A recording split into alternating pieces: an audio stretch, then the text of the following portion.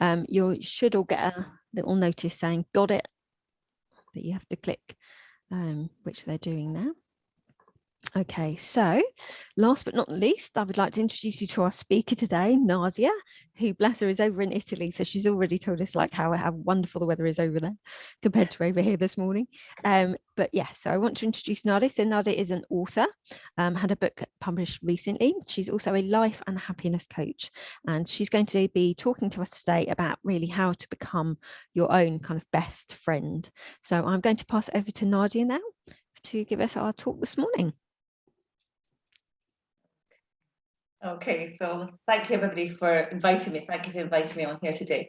And it's lovely to meet you all. And what I've actually already gained from speaking to you is that we've all got so much to give, and it's just about just sharing that and sharing all our gifts and talents and becoming this community.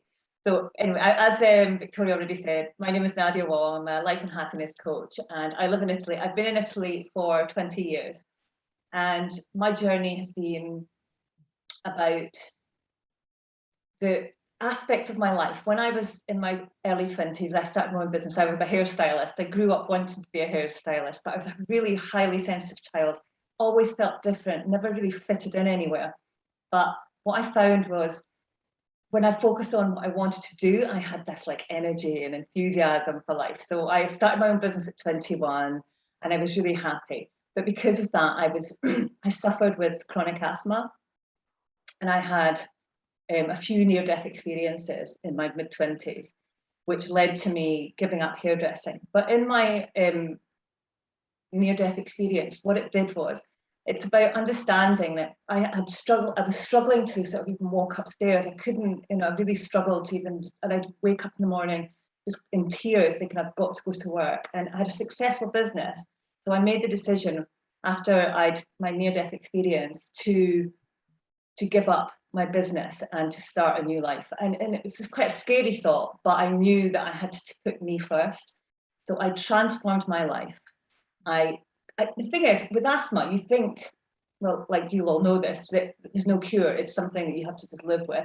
But what I did was I cleaned up my diet. I started clean eating. I had no idea, and this is like 25 years ago, and I had no idea of what we ate really had such an effect on our bodies. I mean, we know that we should be healthy, but we've not to really understand what we put into our system makes us. So as much as I was never overweight, I was really unhealthy. And so my near-death experience woke me up. So for me, I'm really grateful for that because I transformed my life. I've no medication for the past 20 years, 20 odd years. Not even a paracetamol or anything. It's just that I've just been completely healthy, medication free. When I had my near-death experience, my actual boyfriend Ben, was studying Chinese medicine and acupuncture. So he helped me through that too, and we learned to transform our health from his studies and from my personal journey. And so I broke through, gave up my business, and moved to Italy. So there's 3 major breakthroughs in my life. So that was my near-death experience in my 20s. I then decided I wanted to be a mother, and I wanted to be a full-time mother because of my own difficult childhood. Not that I had wonderful parents, I just was different. I was the black sheep of the family. Just didn't fit in. I always wanted to be normal, but I never felt it. My mum was Italian, dad was Chinese, and was born in the UK. So I didn't really fit in anywhere. I didn't have, and so I was born in Norwich, and so it was okay because it was in a city. But when we moved up to Scotland when I was 7, I was then the foreigner. Like my sisters and I were the foreigners, so we got bullied, and we were always different. And I'm quite dark skinned, so I used to, always have my long sleeves on, hands in my pockets, try to stay out of the sun in case I got any browner, because I just wanted to blend in. But I never did. Always felt like I was this square block trying to fit into a circle. But anyway, so that was my journey. So when I got to Italy, I gave up my life and moved to Italy. I decided I wanted to make sure my health was perfect before I had a child, because I knew that with everything that I'd learned, that I had to make sure my body was in tip-top condition before having children. So that's what I did. I worked on my body. But in so I had a child when I was 33. But when I was but Leon was only 1 year old when my mum died suddenly. So what happened was my world fell apart. I mean, we all know that, you know, death is an inevitable end, but like Madeline was saying, it broke me open. It broke me, and it took me 4 years to even accept that she was gone.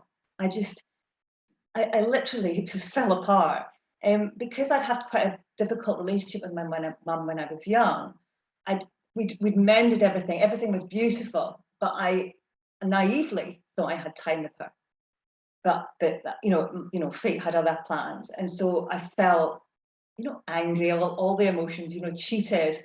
But anyway, that again took me on a spiritual journey, because once I'd lost my mum, I thought, I want to know where she's gone. I had this incredible sense of, where is she? I mean, we've all experienced it, but I just thought, I couldn't understand where she'd gone. I mean, I knew that she died, obviously, but I couldn't understand it. So I needed to, so that took me on a 15-year journey of studying scriptures of some kind. So Buddhism, I grew up as a Catholic, so I studied the Bible for 5 years intensely. I'd get up in the morning and study it because I wanted to have answers. So I got onto the spiritual path to the point that I thought I knew it all. I had this wonderful understanding of the power of the universe, and I actually write about it in my book, The Key to a Happier Me. But it's actually, I thought that I was, I knew it all, you know, and became complacent. What happened is I thought, but then the fear set in and thought, if I know it all, what now? So then I fell again. And of course, so that took me to when I thought, so that took me into my 40s. I was 45 years old and midlife crisis hit. Now, we laugh about midlife crisis, you know, to a point, you know, we joke about it, don't we? But it was very, very, you know, it wasn't a nice place to be. And I really, you know, again, ended up with depression, which was really unusual for me, because I had this go-getter attitude. Like, if I had a problem, I would fix it. But with this, to be honest, and I'm not ashamed, but I can admit this, that I didn't really believe that depression existed, because I thought, if somebody just you know, if they would just pick themselves up, I'm sure you can get over it, you know, just do something. But I realized when I was in that deep, dark pit of misery, that I was helpless. I was powerless. I felt powerless over my emotions. And so that was another journey began. What happened is I heard one of my children say, I want to die. Because I would sit having my dinner with my kids and I'd be crying into my food, literally. And I had this moment where I could have just came out of myself, and I could see myself from afar and look down at myself and thought, what are you doing? You are not being the mother that you want to be. You're not being the person, you know, because I spent my whole life striving to be this perfect mummy, and that's what I'd done. But I looked back down on myself and thought, this is not what you're doing. So it was a decision. So that was my third. So the first one was my near-death experience. My second was losing my mum. The third one was depression. But that took me on a mind journey. But what it actually taught me, the whole thing taught me that we need to complete the mind, body, spirit. It needs to be integrated. I'd missed, you know, I'd had the healthy body, which is great. I'd had the understanding, spiritual understanding, which is wonderful as well. But without the mind and understanding how we have to just integrate it all and have that balance in life, that is when I realized that it's time. So I came out of this. I'd gone back through all the books that I'd used over the years, and I went back through everything, and I broke through. So what happened was I realized that I had broken through and I was back to me again. But not just me as in growing up, I was back to me as a 20-year-old that just had so much joy and enthusiasm for life, and thought, I've got to share this. I can't hold it in. It's like bursting out of me. So I became a certified life coach, and I started to work, but I was doing it mostly for free because I didn't want to charge people. Because when I was in my dark place, I was a mother, full-time mother, hadn't worked because I wanted to be the perfect mother for my children. So I didn't have the resources, you know, so I didn't have the resources to be able to hire a coach for myself. So I thought, I want everybody to be able to get my work into their hands. So what I did, I decided to write. So what I did is I've written, so for the past 4 years, I have written 4 books. One for teenagers, and it's to, and I write coaching books, so I take them through life. So I wrote one for teenagers, helping them to understand who they are, and asking them the right questions, because I don't believe that my books are powerful in the words I help you to open up and to see who you are and to know who you are. But the power are not in my words, they're in the reader's words, because I will always leave space for them to write in. So they're all coaching books, because I feel that the power is within us, and I can't make anybody happy. And I can't make anybody understand how valuable they are. That's something we all know that. It's our own job. We all have to do that for ourselves. So I wrote one for teenagers. I then second book I actually wrote, no, I tell a lie. The first book I wrote, I called my first pancake, because it was tasty, the ingredients were right, but it came out a bit misshapen. So I discarded that. And I started on my second book, which was for teenagers. This is actually the next book that I wrote, The Key to a Happier Me. But with this one, I finished writing it 2 years ago, but it only came out 2 weeks ago, because I wasn't ready. Like vibrationally, I hadn't met up. As much as I am so joyful to share what I've learned, I wasn't ready to step forward and present myself. I wanted to hide. I'm quite an introvert. So I wasn't ready vibrationally to show up in the world. I did, but I wasn't there. But what I've learned and writing is that therapy from actually writing my books made me realize everything I'd learned, I wasn't applying most of what I was learning. And that's, I think, the key for all of us, especially in this sort of group, is that are we actually applying what we know to our own lives? And we know we're good at telling other people to do it, but are we actually quite as good at, talking to ourselves?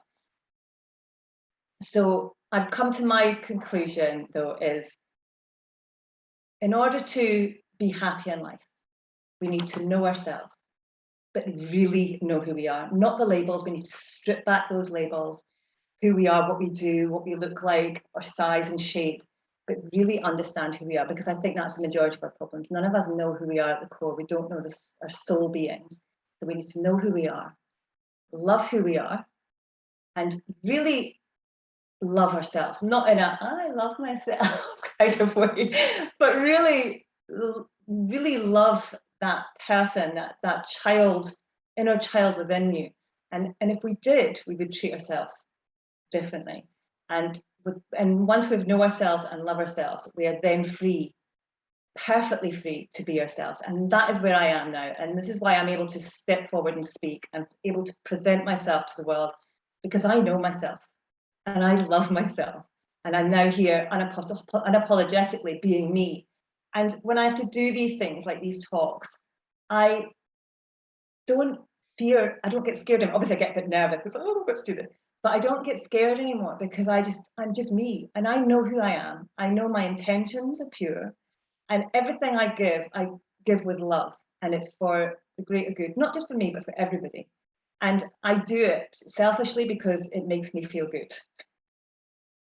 So that's kind of my journey to where I am now. My second book is called Your Life, Your Legacy, and I've written it for parents to leave their children, to write their own legacy for their children, because death has been a very big part of my life, because of my near-death experience, because of losing my mum.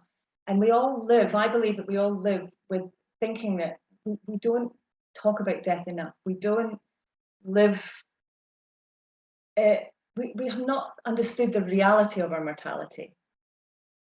And I think once we grasp that, we realize how this is the time. Now is our time to live. There's no point in worrying about the future or digging up the past. It's about moving forward. So my Write Your Legacy is basically, it's 101 questions that I would have asked my mum, because when she died and when my son was 1, my world fell apart, and I had so many things to ask her, but you just don't think, you just assume, naively, I don't know, that we think, they've just got loads of time to ask. But I was like, no. So what I did is I asked the questions, and I wrote down my own legacy for my children, and then I decided to help other people. Because I'm a writer, I'd already written my book, so I knew that I want to give other people the opportunity to write their own legacies, but to leave their children, so that when their children, like me, when my mum went, if I'd had my mum's words in my hand, and whenever I felt that loss, that sense of loss, I could have just listened to her, just had a few of her words just to comfort me and just to guide me through, because it doesn't matter how old we are. I don't know about you all, but it doesn't matter how old we are. When you lose your parents, it's like a part of you that's gone, and it's like you lose your lifeline, you lose that support, and you've then suddenly, we talk about being an orphan, but you have nobody to fall back on. You've got to then stand up, and that was hard for me. So that's why that was the base of that book. But when I was writing my legacy, the healing took place, the healing of all my past. And not when I actually help people to write their own legacies, it's not about digging up the past and making sense of it. It's more about finding the joy in the past and understanding that it was meant to be to bring you to where you are now. Because I believe that everything that happens to us happens to a reason. My near-death experience took me on that holistic path of my body, and I have been medication-free for 25 years. I'm 52 years old, and I feel I've got vitality.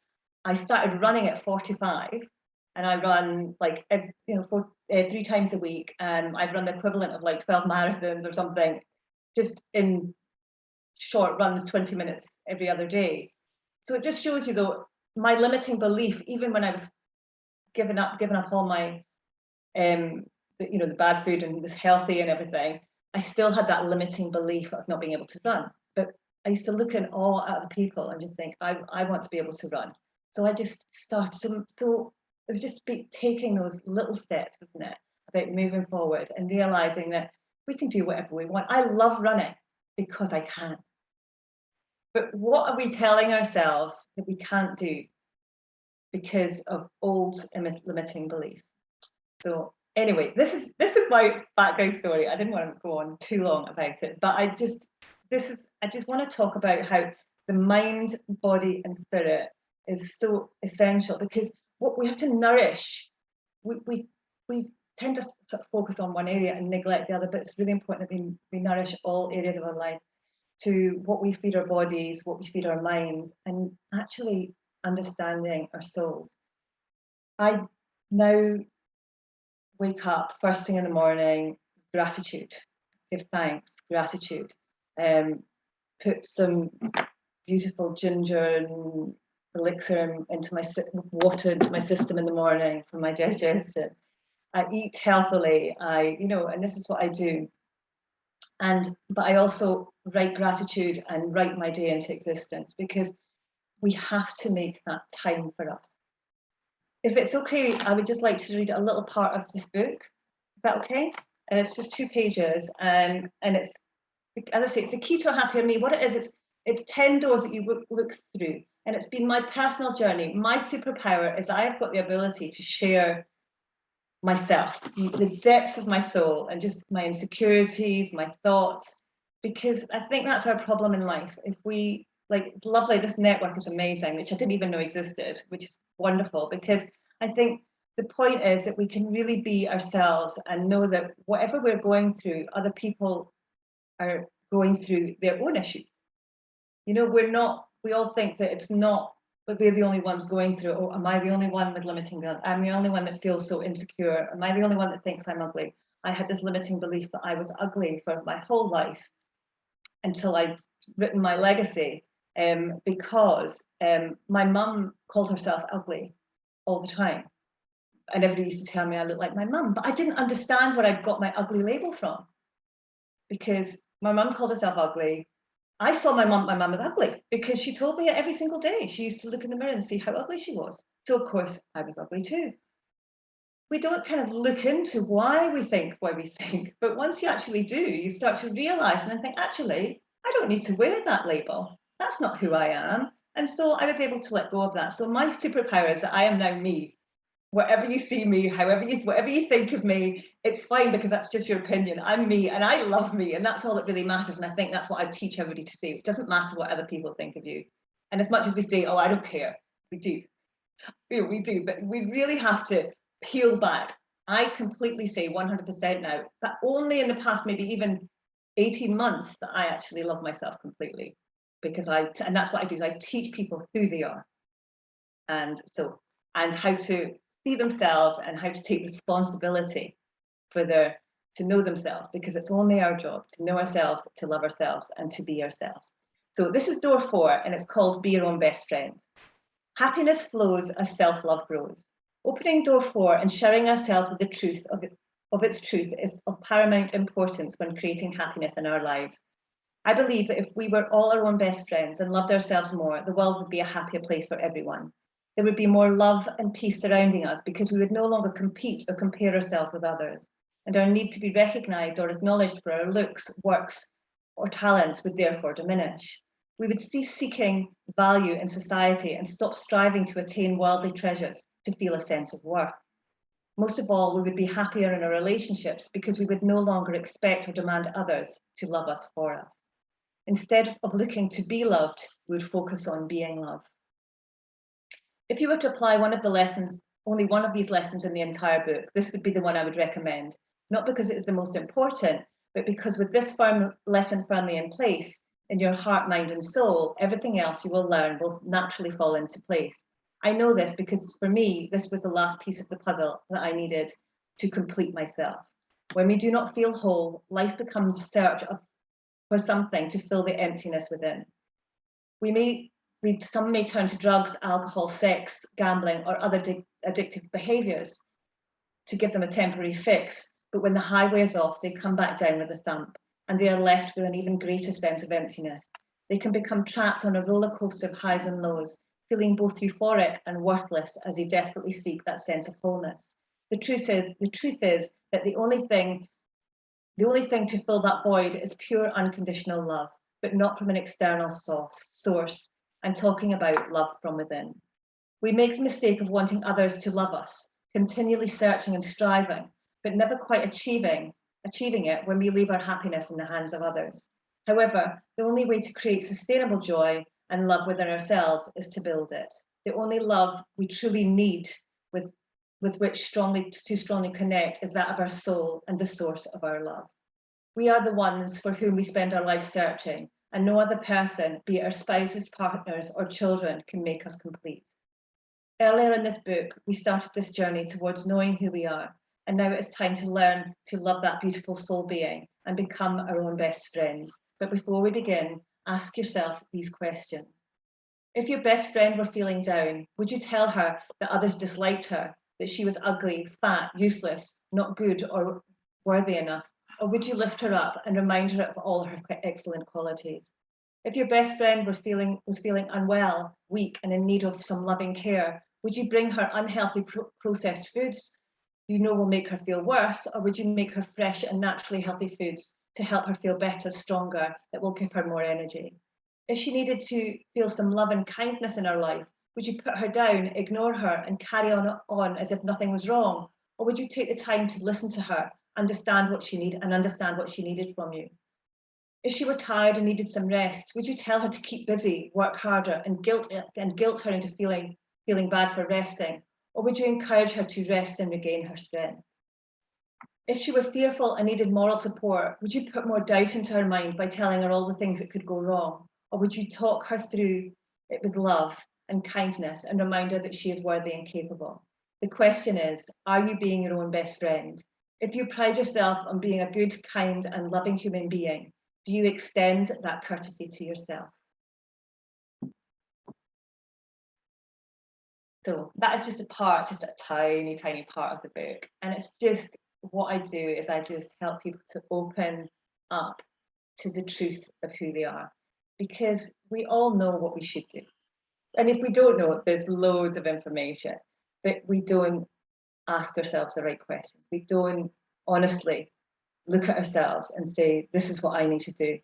But when we know ourselves, I know this for myself because I'd have a whole life. I mean, as I say, I'm 52 and it took me 45, 47 years before I really learned to love myself. But when we actually do love ourselves, we can only love. We can only find love. We will only be able to love ourselves. I couldn't not love myself. And what I actually do now is I learned meditation, and it was something that I found really difficult because I was a bit of a striver and a go-getter.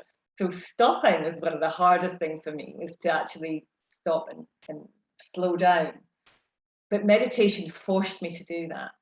But I find it hard to empty my mind a lot of the time. So what I do is I focus on something. So what I did is I focus on, I take in my meditation, I visualize myself. I get really emotional and I cry every time, every time. I take my child self, whether I'm, depends, sometimes I'm 6, sometimes I'm 2, sometimes 3, when I just didn't feel worthy or loved. And I take, in my meditation, I imagine I'm taking that beautiful child in my arms, having put her face in my hands and saying, I'm not going to let you down.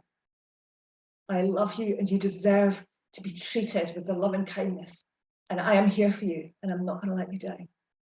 And so what I do then is it just gives me that, and it reminds me that my body's changed, but I am the same beautiful soul that came into this world.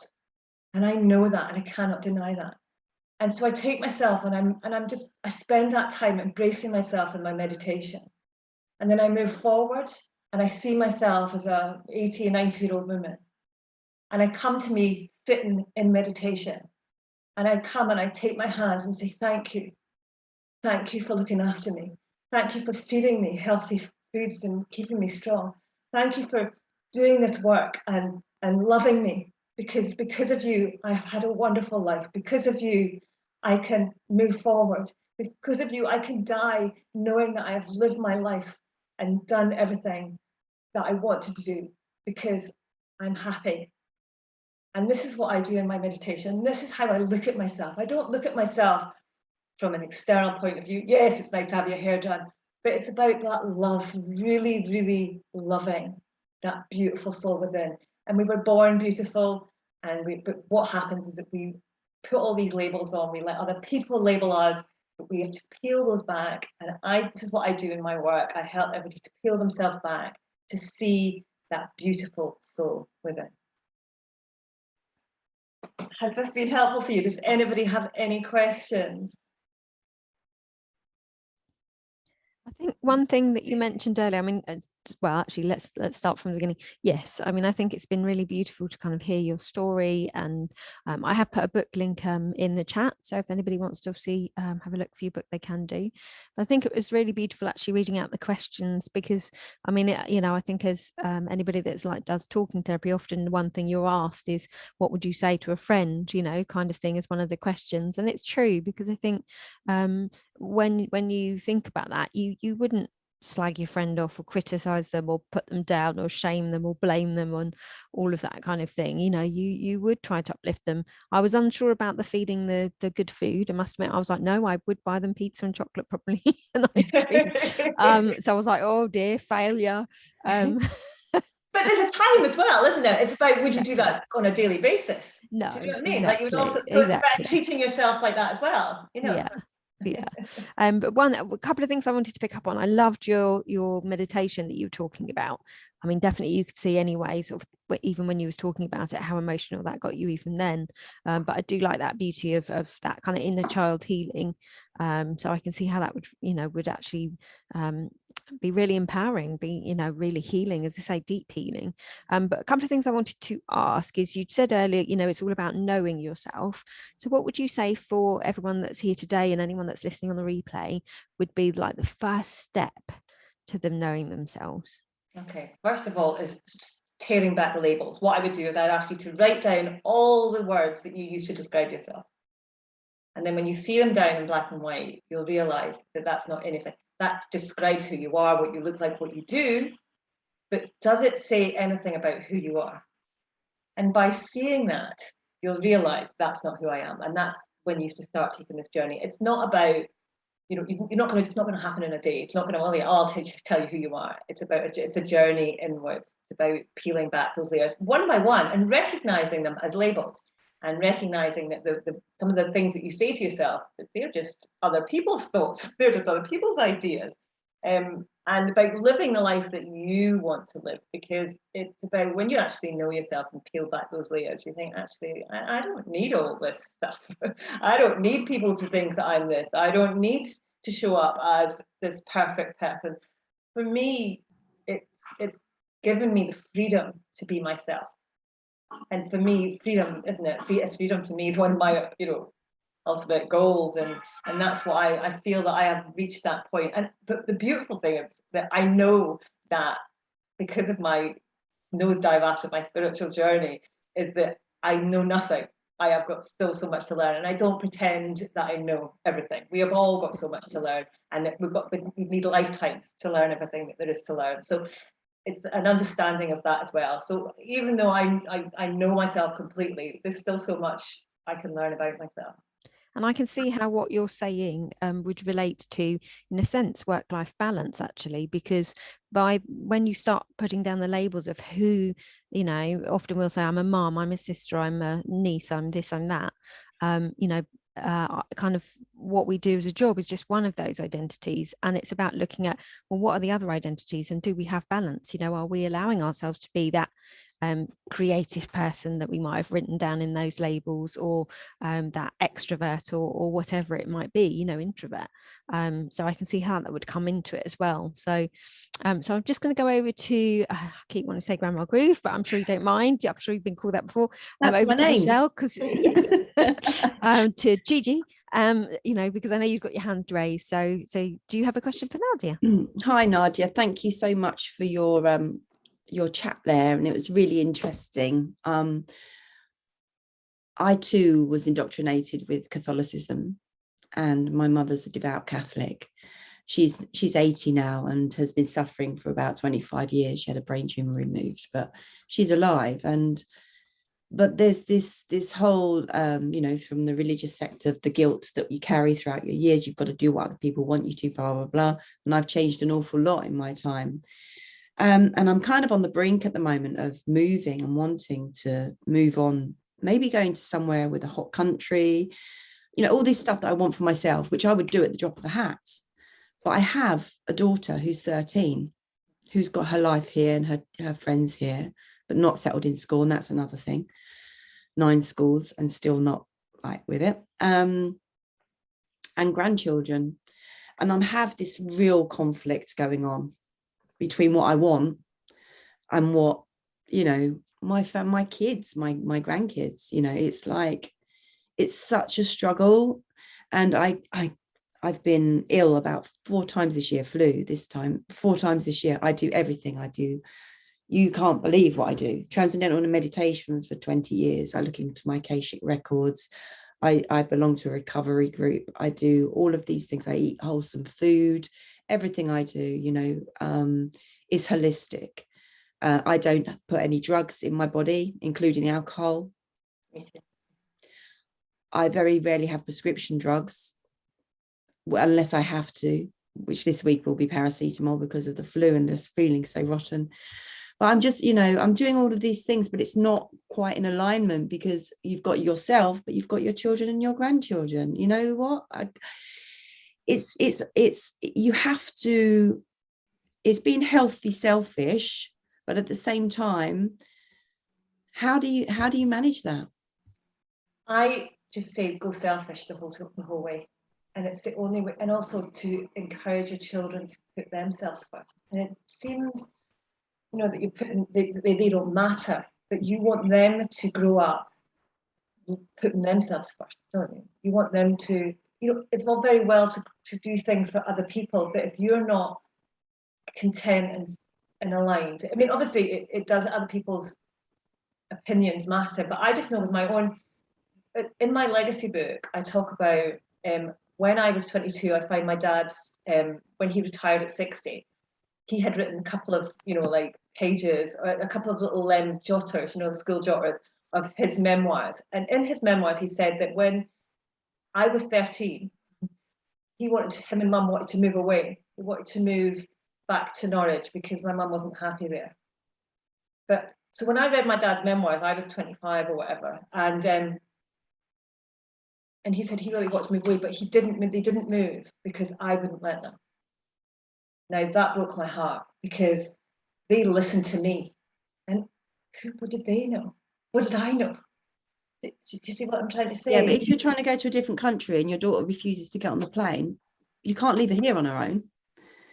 Do you know what I mean? How do you, it's just, you have to, it's about you deciding what you think is right for you and your family, and you know, obviously it's not something that can, a decision you can make overnight, but it's something that you maybe have to make together. But you have to get into your own alignment and make sure that you're doing, when you do it, it's got to feel good, because if you're feeling that conflict, then it's not ready, it's not the right time. maybe it's not the right time right now, you know, so yeah, it might not just be the right time, because maybe, you know, because really, you know how fast life goes, you know, when she's 16, maybe when she's 18, which is only 5 years, when you think how quickly life goes, you know, but work your way towards that, but still having that goal in mind, but making sure that you're aligned with it, or finding another way. But also, when it's also about trusting in divine timing, because when something isn't right for you, like for me, when I started coaching, and I struggled, I didn't feel good about it, because I didn't want to charge people. It pushed me, you know, there's a lot of inner conflict before that, to start writing. But I was never very good at school. And I thought, well, who'll listen to me, because I'm a nobody, for a start. You know, all the self-doubt came in, and I can't write very well. My English isn't that great. I don't know where to start, but I just did it. But my point is that it led me, this conflict, it led me from not being happy about coaching to writing. And that led me to speaking, and that led me to so much more, and to find this joy. But you've got to also take the difficulties and remember that they are there to guide you. So this might be a challenging time for you, because there's this conflict going on, but it's about using it and saying, okay, if it doesn't feel right, it's not ready. It doesn't feel right, find another way to be happy. For me, it's about trying to find happiness in this moment. Don't think about the future. Yes, you've got to have a general picture, but to focus, I do talk about it in the book, but to focus on what you want, but to let go of the outcome. So have a picture in your mind, but focus on feeling good today. Don't focus about how you want to feel, because when you focus on, you have a vision for living abroad and having this kind of life that I lived, because I had that vision, because it's important to have that vision and focus. But when you focus on feeling good today, then your vision will come to and meet you along the way. But if you're focusing on that vision of how you're going to feel when you are there, then you're missing out on living this moment. Yes, and I agree completely with accepting yourself as you are today, loving yourself as you are today. That's what I preach myself to people, and I do that for myself. However, I have, as I was saying, this conflict. Maybe that's just not the right time right now, and it's kind of like having patience with myself to know that it will happen in its own time. Yeah, when it's ready, when you're ready, and when it's your time, and then your daughter will be ready when it's time. Yeah, thanks. That's really kind. Thank you. That's really interesting as well, because that's the sort of thing that popped into my head, is that because I've moved house a few times before, and the same problems used to follow me, and I couldn't understand why, because I thought it was because of where I was and the people I was around, and I ended up coming to the realization that it's because I will always be me wherever I am in the world, and so whatever I create as me is going to be there wherever I go, and that's the thing that I had to concentrate on. And I've got a friend who went to live in Dubai for 12 years, and she said to me, so like the first 2 years felt like being on holiday, and she constantly sort of burnt out because she felt like she was on holiday. And then all of a sudden it dawned on her this wasn't a holiday, she lived here, and everything suddenly just went normal, and it wasn't exciting Dubai anymore, it was just living. And then she had to start sort of focusing on what did she want, how did she feel, and stuff like that. So that kind of came into my head when you two were talking about that. Absolutely. Because when considering I moved over to Italy because I thought I want to have this great life, and I do have, but I had a great life when I was before I was in the depth of depression. I had everything I have now. I was unhappy inside. So it doesn't really matter. So our job is not about changing our outside world or trying to make other people happy, trying to fix everything around us. It's about fixing ourselves, I don't mean fixing, but working on ourselves and loving ourselves. And once we've done that, everything else will be okay.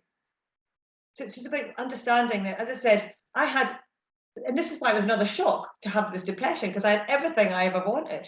everything, husband, kids, everybody was healthy, had, you know, healthy body. I mean, I had a healthy body. And you know, you'd think people say, oh, what you eat really pays, you know, makes a difference to your emotional well-being. But I was completely, you know, healthy. And I wasn't suicidal because I've had so many people around me that it just was never an option. But I did have this wish that I could, my life would fast forward to the end. But I used to think to myself, oh my gosh, I eat really healthily. Now I'm probably going to live till I'm 90. Do you know, like that was what was going through my head. You know, like because I'm healthy, I'm going to live forever. I'm going to, you know. But I thought, but if I start eating badly, I'm just going to suffer. I'm just, you know, it's not like I'm going to, you know, or like I'm just going to, you know, die naturally, you know, but faster. So it was more about an understanding that, okay, where I am just now is it's not your outside world at all. It doesn't matter, even your relationships with your kids. It's about learning to manage your own emotions, to connect. For me, every moment of every day, checking in constantly. How do I feel? What do I need? Mind, body, spirit. Am I aligned? Am I feeling uncomfortable? Do I feel fear or anxiety? Because there's either fear or love. If I'm aligned, I feel love. If I'm feeling not comfortable, I'm in fear. So it's checking in. My body, do I feel well? Do I feel tired? Do I feel energetic? Do I have vitality? No. Check in. What do I need? Do I need food? Do I need rest? Do I need time? Do I need nature?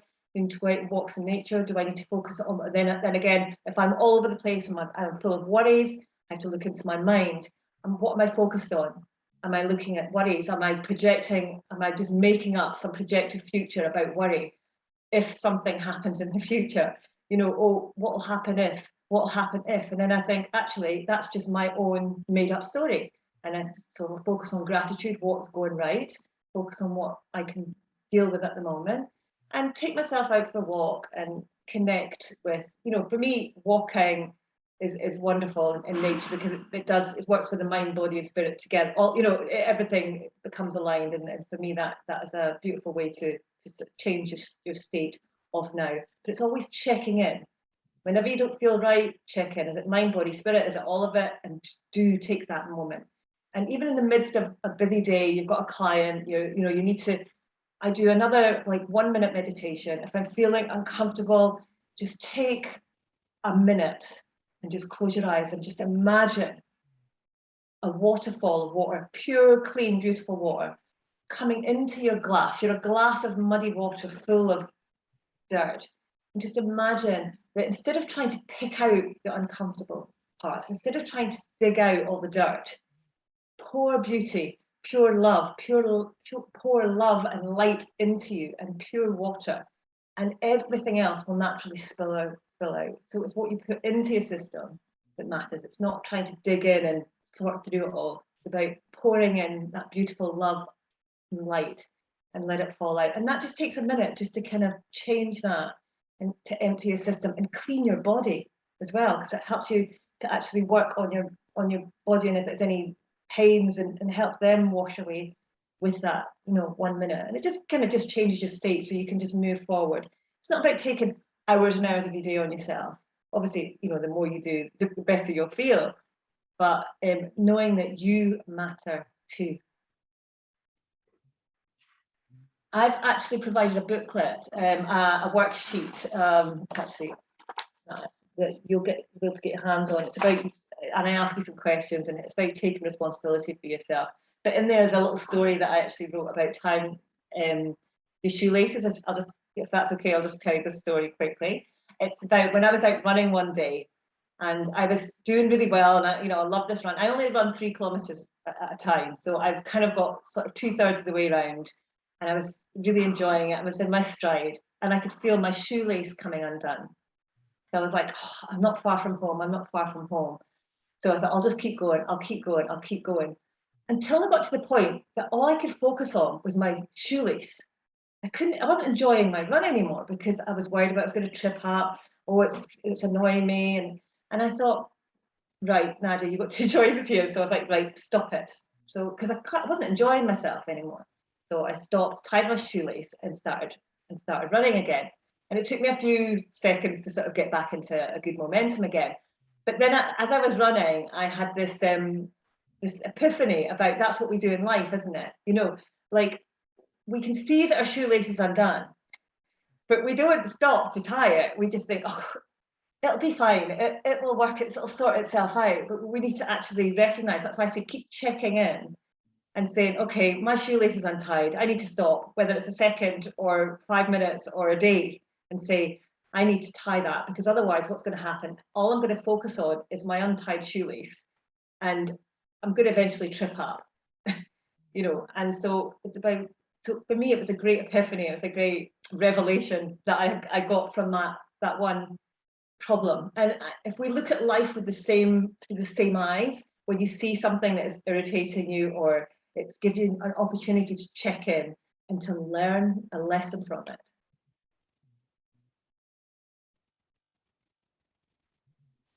I like that analogy, the shoelace. Definitely. And I was momentarily distracted by the cat behind Victoria going into its little house there. Yeah, she's not happy with mummy. She's staring at mummy. You can't actually see her, but she's here now. Just keeps staring at me because she's like, my dish is empty. And that's why I went on video to fill it a minute ago. And she's like, okay, I've eaten that now. My dish is still empty. It's just like, okay, we'll deal with that in a minute. It's been interesting because Amelia had her cat and Michelle's had her cat, you know, and you've got Lulu, Claire, you know, so it's really interesting actually how many pets have joined us today, which is really funny. So, but yeah, Actually, I mean, sorry, go on. Victoria, I felt that as soon as I think it's Amelia, her cat, when you were talking about, yeah, your cat just came into the background, and I was just like, I got that, you know that feeling when you just think there's an alignment in there, you know, and she just like came in, and I just you know, I was thinking about Victoria, thinking, oh, that's it, she's, you know, she's connected. Could be. Well, they're all going, get off the computers to all of us, you know, do that as well, can't it sometimes? So, you know. That's the interesting difference between cats and dogs, isn't it? The cats are all like, come on, you've been doing this too long now, give me attention. And the dog's just like... Exactly. So does anyone have any like other questions they've got for Nadia, anything that they know that they're kind of relating to personally, that they're just like, oh, I just want to ask a question about that? I really love the idea of the legacy book. I'm very interested in that because my father died about 17 years ago now, and when you lose a parent, it's completely different grief to anyone else. So I've had a lot of death in my life, and but that was the biggest one, and there was just so many questions, and you're so right, Nadia, you just don't know that those questions exist until you can't ask that person anymore. And I just thought, God, you know, and another thing that used to really piss me off, and I got really angry, and I'm not angry anymore, was that people always say all these wonderful things at a funeral about this person, and you think, why didn't you bloody tell them that when they were alive? You know, my mother had more sympathy cards than my dad ever had Christmas cards, and I was really cross. So I was like, we should be telling these people, you know, the loving things that we really think about them, that we would say at their funeral, we should be telling them now, tell them now. And then I thought, God, what would be the questions that my son might ask? So I've started a box, basically like a memory box, and I get photographs printed, because who knows what the digital legacy is going to be? That can just disappear in a heartbeat, but tangible, real things can be passed down and kept much easier, I think, or at least less likely to just disappear. And so I love the idea of that legacy book. I'm very interested in that, because that's kind of the sort of thing I was trying. It's on my bucket list to leave something for my son in case I suddenly aren't here anymore, so he knows what I thought about him and life and everything. Definitely, and it's definitely a healing process, and I've kind of designed it in a way that, well, what I actually did when I first started the book, I wrote a course on it first, because it's something that I wanted to do. So I wrote a course, then I completed the course, and then realized that there's a book in it. It's just, it was all just came naturally, you know, like every struggle comes with something to open up, you know, your life to something that's meant for you. And so through writing my own legacy, I wrote my own legacy before I wrote the book. But I realized that I can do this because I've got the questions, but so I answered the questions, But it was a real healing journey for me, and ended up really kind of going deep about my mum and sort of the difficulties we had. And as much as I was at peace with my mum, because she was obviously gone, and I missed her and I loved her so much. But there was still some issues that kept coming up in my life, as in when people were treating me badly or calling me something, horrible name, because people do, don't they? Especially if you're married. That I was like, I'm still associating myself. And I would come, and instantly my memory would go back to that time when my mum would say something horrible. Not that she meant it, but it was just like, oh, for example, I used to suck my thumb. She'd say, oh, take that bloody thumb out of your mouth, you look ugly. So of course, it was just those little things. So what I ended up realizing when I was writing my own legacy was that I ended up realizing my mum, why she used to say things that she said. It wasn't about her. It was about trying to encourage me. Like I didn't eat when I was a child. I didn't eat very well. So my mum and I had this conflict because she obviously wanted me to eat and I didn't want to eat. My sisters, on the other hand, used to love eating and they ate everything. And so they were good kids and I was a bad kid, you see? But so whenever my sisters ate, they were encouraged and said, oh, well done, you've eaten all your dinner, blah, blah, blah. So they were good girls and I was a bad girl. So what happened was I was skinny and ugly and scrawny, and they were nice, and because my mum, being my mum was Italian, so so they were nice and plump, and that's if your child's thin, then it's just like, oh, how ugly is that? It's just the way it is. It's just the culture. So it was so I was the ugly one, and my sisters had lovely long black, because we're half Chinese, black shiny hair, and I had short back and sides because I was too thin to have long hair. So that was my belief about the past. But what I've discovered though is that my mum obviously wanted me to eat, but I hadn't really taken myself through my mum's thoughts. Why did she speak to me? Why did she say that? Because she wanted me to eat and she was caring. She was worried about my well-being. But the funny thing is that my sisters both grew up overweight and still struggle with their weight, because one of my sisters, whenever she feels bad, she eats because it makes her feel good, because that means I'm a good girl. It makes her feel praised and worthy. So it just shows you, by taking this journey and asking ourselves the right questions. As I say, I can't help people to be happy. I can only ask you the right questions and tell you my story. Everybody's got to do their own work and understand who they are. But it's really understanding not just who you are. Once you realize that they're just thoughts, and they're just, I didn't need to forgive my mum. I just needed to understand her. And that is what writing my legacy. And it also made me realize that my kids, even now, they say the same things to me that I said to my mum. Oh, you didn't let me do this, or and I just think that they'll know. So when I'm gone, they'll know that there was only love. And so that's another, that is my motto in everything that I do. It's like, love is always the answer. It's love for ourselves, love for each other. Just love to be aligned with the universe. And we're made of love. And so when we are aligned and when we know that we are loved and we connect to that love, all things are wonderful, and all things are possible. And live in this moment, enjoy this love, and connect to that feeling right now. And I think that's beautiful in itself. And I think self-love, kind of going back to your talk, is a big part of that. And I think part of the self-love is, I often find, is the perception we have of selfish. Because I find, certainly in my own experience, that if you were brought up in maybe a slightly dysfunctional family, that selfish is seen as a bad thing because somebody else wants you to meet their needs. So you're classed as selfish because you're not meeting their needs, even though actually it's technically the kind of the opposite way around. And actually it's about redefining that actually selfish can be self-care and self-love, and and in a way like that's a good modeling to children that we may have. Exactly. And I actually write in the book about the difference between selflessness and selfishness, and how important it is to have a healthy balance of the two, but also to understand that, like you said, when you're being, when you're labeled as selfish, which I was, because I will not, so I'm doing what I want and not what you want me to do, or I'm being who I want to be and not who you want me to be. Yeah. So really, who is being selfish with, so it's about, but we are only responsible for ourselves. I think that is the major takeaway today, isn't it? It's about, we are responsible for our mind, body, spirit, and we are responsible for how we feel. And things happen outside, but we not, and we cannot change. Sometimes we can our outside, our bodies, you know, to a point, but inside we can change how we feel, because we just need to connect, and that love, we are love, and so it's just about connecting to that. I mean, I do, you mentioning about the mind, body, spirit recently, one thing that I do is I tend to be a bit of a laminating kind of freak, you know, I like to do things like that, or geek, I suppose is a better word.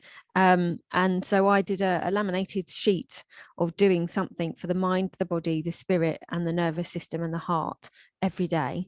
And I've got kind of suggestions in each of my columns, and that can be like a physical thing of like make sure I have my vitamins and supplements and stuff like that, or it can be meditation, or it could be crafting, or like whatever it is. And I make sure that I have done that. And it might be that I do a walk and that hits, you know, 3 categories, but it's a good kind of sort of just a way of me remembering, and it's just on my fridge, you know, but it's just a nice way of me kind of remembering to do that, you know, as you say, you know, we're not one part of us, you know, we're a whole, and we need to, you know, to treat ourselves holistically. So and again, I suppose it also in a way brings in that like work-life balance as well as mind-body balance, you know, of actually going, yeah, I'm not just my work, you know. And having that checklist, isn't it? Having that checklist and knowing that, you know, like for example, when something's not right, it's like the flashing light on the car. It's like you don't just put a smiley face sticker on it and say, okay, you know, like let's just ignore that. You know, it's not there to annoy you. It's there to tell you some things needs to change. You know, it's there to open you up and remind you. Yeah, that's a great analogy. And in my experience, therapists are over giving in every area. They do it all day for work, and then they feel they need to do it in every other space as well, and the only person they often don't give to is themselves. So this, I think, is quite a poignant talk for this network as well. Yeah, absolutely. My husband is a Chinese medicine practitioner, as I said, an acupuncturist, and I can't talk to him, you know, in the sense of his, well, you know, he's working too much and he's giving too much to his clients, and I can see it, but I've also I can only take responsibility for me, you know, and I'm not even going to worry. Obviously the thoughts come in. I was like, no, it's not my job. I mean, I can just suggest and I can do things and help him, but it's his responsibility. And I think once you realize that we're each take responsibility for ourselves, and also we do that, we also teach our children to do the same, because we don't want our kids, because then they become reliant on us, our partners become reliant on us, but we've got to take responsibility for us to be loved and to be free, to be happy, because we tend to use our partners to make us happy, don't we? You know, or we look for somebody to make us happy. But when we're happy with them, we release them of the job of making us happy. And so regardless of how they treat us, we are still happy. And it's about just taking ourselves, you know, it is being selfish, but it's a good thing. It's a good thing, because by being selfish, we are being a good example. We're showing others how to show up, and also they are able to gain the best part of us. We're able to emit. It's all about energy, isn't it? You know, when we're all, you know, we know that it's about the energy, and whatever we feel inside, whether it, you know, we emit that energy, whether you like it or not.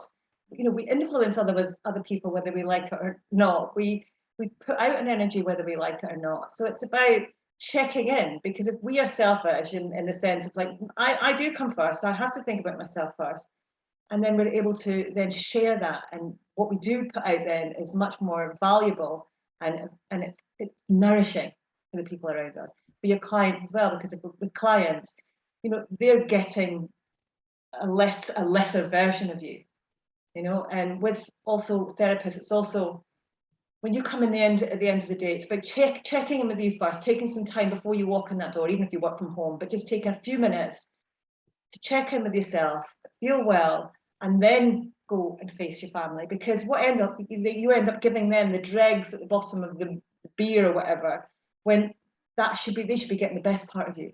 They should be getting that fresh, beautiful cream at the top. Instead, they're getting the dregs, and then we wonder why our relationships suffer. It's about really checking in with yourself, and, you know, with your kids, and, you know, but it is important that we're selfish, but for them, for people that we care for, the people that, you know, that we serve.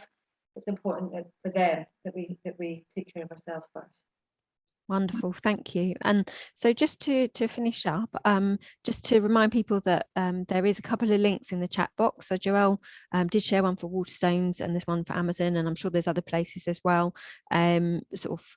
Business, local businesses that may be stocking Nadia's book. So do have a look at that if that's something you're interested in. And I know there was other books showing up on Amazon, and I'm sure there would be in Waterstones and stuff as well. So do have a look at that.